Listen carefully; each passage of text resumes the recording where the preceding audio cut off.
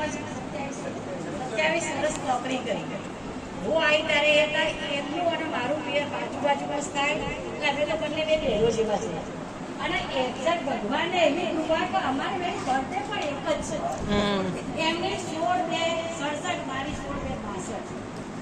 એટલે અત્યારે એમની વિદાય વખતે ખરેખર દુઃખ પણ થાય છે, પણ આગળનું એમનું જીવન સારું જાય એવી આપણે બધા ભગવાનને પ્રાર્થના કરીએ. મેને જે વાત કરી ને બાળકો સાહેબ, જે આ બાળકો છે ને એમનો પ્રેમ તો તમને કદી નહીં મળે.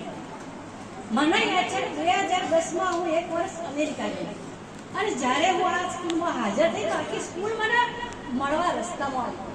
એટલે એ વખતે મારી અપનો હસો છે.